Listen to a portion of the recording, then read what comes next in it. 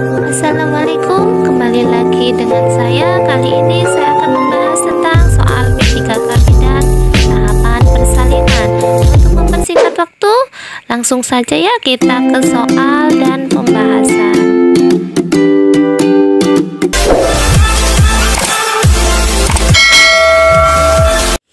Langsung ya ke soal nomor 1. Seorang perempuan berumur 27 tahun, hamil pertama, belum pernah melahirkan dan keguguran.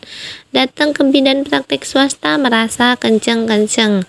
Hasil pemeriksaan didapatkan tekanan darah 120/80, nadi 84 kali per menit, respirasi normal, TFU 27 cm, punggung kanan, kepala sudah masuk 3/5. DJJ 146 kali per menit, kontraksi 3 kali selama 10 menit, durasi 30 detik. Pemeriksaan dalam pembukaan 5 cm, ketuban positif, presentasi kepala. Diagnosa yang tepat untuk perempuan tersebut adalah A. Infartu skala 2 fase laten, B. Infartu skala 2 fase laten maksimal, C. Infartu skala 2 aktif akselerasi, D. Infartu skala 1 fase aktif dilatasi maksimal, atau E. Infartu skala 1 fase aktif deselerasi. Skala 1 itu terbagi menjadi 2 ya, dimana skala 1 itu merupakan pembukaan serviks atau penipisan serviks mulai dari pembukaan 1 sampai pembukaan lengkap ya. Jadi di sini terjadi selama 18 sampai 24 jam. Skala 1 itu ada fase laten dan juga ada fase aktif ya, fase laten dan fase aktif. Kemudian fase laten ini dimulai dari pembukaan ya, dimulai dari pembukaan kurang dari 4 cm dan biasanya terjadi kurang dari 8 jam. Lalu fase aktif itu terbagi menjadi 3, di mana yang pertama itu adalah akselerasi, kemudian yang kedua itu dilatasi maksimal ya, dilatasi maksimal. Yang ketiga deselerasi ya, deselerasi. Fase aktif ini terjadi pembukaan 4 sampai dengan 10 cm dan di fase aktif ini terjadi penurunan bagian terendah pada janin. Biasanya setiap pembukaan 1 cm itu terjadi pada 1 jam atau 1 cm lebih ya. Lalu di sini yang ditanyakan 5 cm ya pembukaan pada pertanyaan. Lalu jawaban yang A ini tidak mungkin ya, karena infartu skala 2 fase laten. Lalu yang B skala 2 fase laten maksimal juga bukan.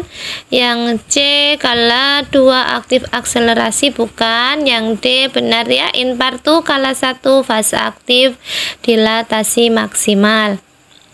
Soal nomor 2 berkaitan dengan kasus soal nomor 1 di atas. Perkiraan penurunan kepala janin berada di A. Hot 1 sampai 2, B. Hot 1 sampai 3, C. Hot 3 plus, D. Hot 3 sampai 4, atau E. Hot 4.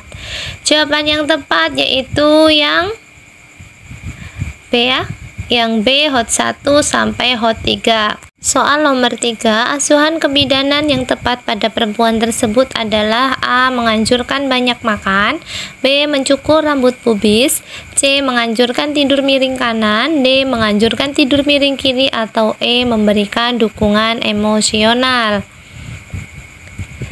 Jawaban yang tepat yaitu menganjurkan tidur miring ke kiri.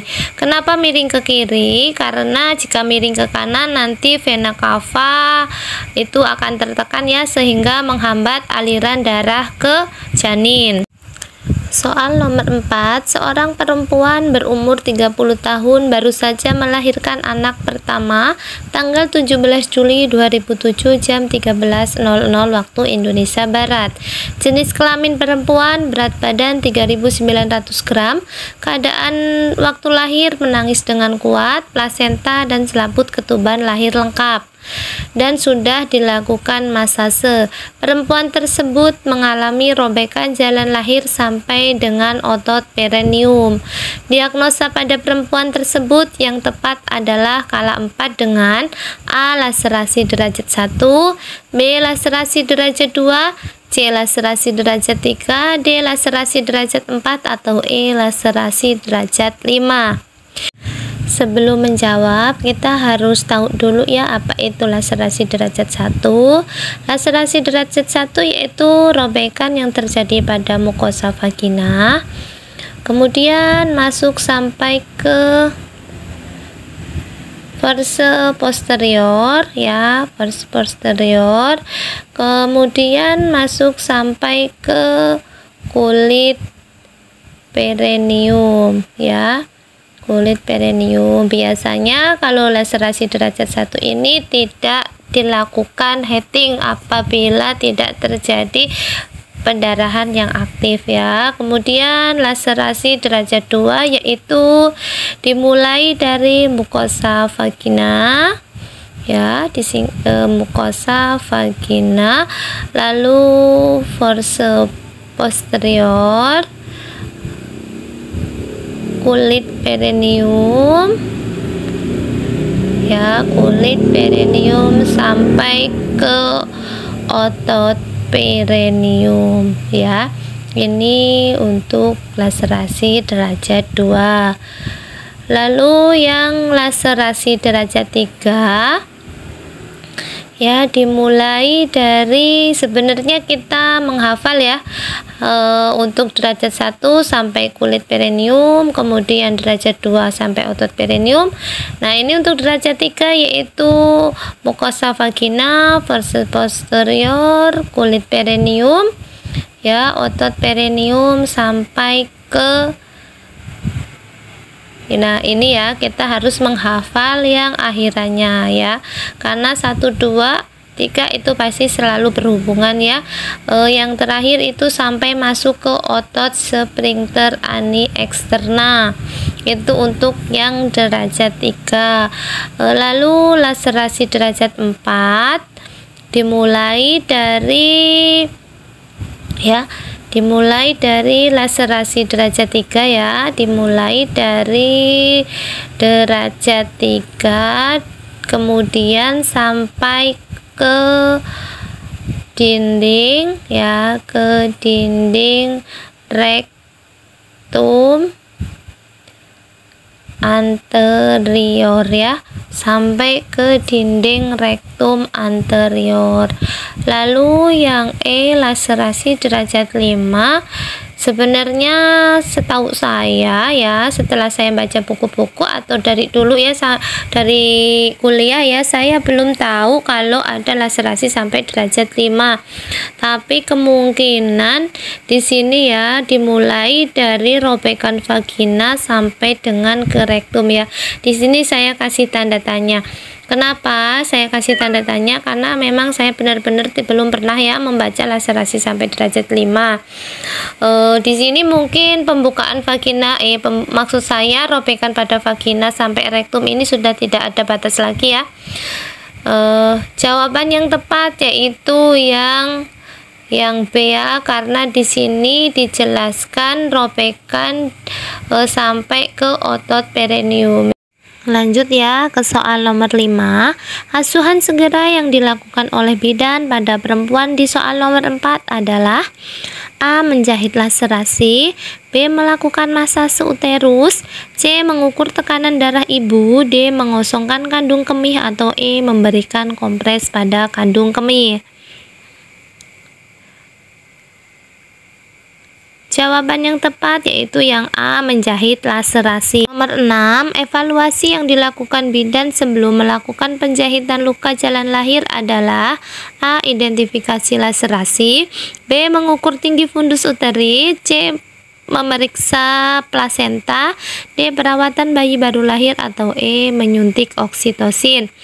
Jawaban yang tepat yaitu yang A, identifikasi laserasi. Sebelum kita melakukan penjahitan, kita lihat dulu ya derajat berapa yang terjadi pada luka perineum, kemudian baru dijahit. Soal nomor 7, seorang perempuan berumur 30 tahun, hamil 38 minggu, datang ke BPS pada pukul 7 waktu Indonesia Barat dengan keluar keringat dingin dan kenceng-kenceng teratur sejak pukul 5 waktu Indonesia Barat, disertai lendir darah. Hasil pemeriksaan dalam didapatkan pembukaan 8 cm, ketuban positif, penurunan kepala masuk panggul di antara tepi bawah simfisis dan spina ischiadica. Data fokus yang dapat mendukung ibu dalam proses: A, dilatasi serviks, B, hasil anamnesa, C, adanya kenceng-kenceng teratur, D, keluar keringat dingin, atau E, hasil pemeriksaan fisik. Jawaban yang tepat yaitu yang A, dilatasi serviks ya, karena di sini dilakukan pemeriksaan dalam sudah didapatkan pembukaan 8 cm. Soal nomor 8, seorang perempuan berumur 30 tahun, hamil 38 minggu, datang ke BPS pada pukul 7 waktu Indonesia Barat dengan keluhan keringat dingin dan kenceng-kenceng teratur sejak pukul 5, disertai lendir darah. Hasil pemeriksaan dalam didapatkan pembukaan 8 cm, ketuban positif, penurunan kepala masuk panggul di antara tepi bawah simfisis dan spina ischiadica. Asuhan yang dapat diberikan pada perempuan tersebut adalah A, mengkonsumsi makanan yang tinggi kalori, B, memecahkan ketuban, C, mencukur rambut pubis, D, menganjurkan mobilisasi, atau E, menganjurkan ibu tidur terlentang. Jawaban yang tepat yaitu yang D, menganjurkan mobilisasi. Soal nomor 9, seorang perempuan habis melahirkan anak pertama 1 jam yang lalu. Bayi lahir spontan, berat badan 3000 gram, panjang badan 50 cm, dan jenis kelamin perempuan. Berdasarkan hasil pengkajian ditemukan keadaan umum ibu baik, tekanan darah 110/70, nadi 76 kali per menit, kontraksi uterus baik, TFU 2 jari di bawah pusat, plasenta lahir spontan lengkap. Perempuan tersebut mengeluh perutnya mules dan masih mengeluarkan darah sehingga ia merasakan cemas dengan keadaannya. Diagnosa yang dapat ditegakkan adalah A, persalinan kala 1 fase aktif, B, persalinan kala 1 fase laten, C, persalinan kala 2, D, persalinan kala 3, atau E, persalinan kala 4. Jawaban yang tepat yaitu yang E, persalinan kala 4. Kenapa persalinan kala 4? Karena persalinan kala 1 itu dimulai dari awal kontraksi sampai pembukaan 10 ya. Ini persalinan kala 1. Kemudian persalinan kala 2 dimulai dari pembukaan 10 sampai dengan bayi lahir. Lalu persalinan kala 3 itu dimulai dari bayi lahir sampai plasenta lahir.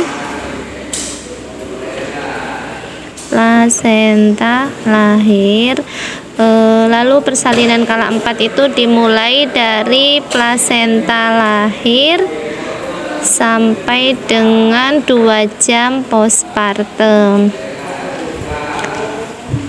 Oke. Soal yang terakhir ya, nomor 10. Asuhan yang dapat dilakukan pada kala 4 persalinan adalah A, melakukan masase uterus, B, melakukan penjahitan luka jalan lahir, C, mengukur tekanan darah, D, mengosongkan kandung kemih, atau E, melakukan bonding attachment. Yang perlu diingat, asuhan yang dilakukan pada kala 4 persalinan ini adalah suatu asuhan yang sering terjadi perdarahan. Jadi bisa kita sebut adalah kala yang sangat kritis ya, karena di kala 4 ini sering terjadi suatu perdarahan. Perdarahan ini bisa berlangsung atau terjadi akibat adanya kontraksi yang tidak baik atau kontraksinya lembek ya. Bisa terjadi, kenapa kontraksinya bisa lembek? Bisa terjadi karena kandung kemih yang penuh. Kemudian bisa terjadi suatu perdarahan apabila terjadi robekan pada jalan lahir. Lalu kita setelah terjadi robekan pada jalan lahir, apalagi kita harus melihat keadaan umum pasien dengan cara mengukur TTV. Ya, jadi jawaban yang tepat adalah melakukan masase uterus. Kenapa? Karena walaupun di sini semuanya adalah jawaban asuhan kala 4, ini semua merupakan jawaban asuhan kala 4, tapi saya menjawab atau memilih melakukan masase uterus karena ini adalah hal yang paling utama kita lihat atau kita observasi setelah bayi dan plasenta lahir ya. Kemudian apabila uterus sudah baik kontraksinya, baru kita melakukan penjahitan jalan lahir, mengukur tekanan darah, mengosongkan kandung kemih, kemudian melakukan bonding attachment ya. Jadi jawaban yang tepat adalah yang A. Sekian dulu ya pembahasan yang saya berikan, semoga bermanfaat. Wassalamualaikum warahmatullahi wabarakatuh.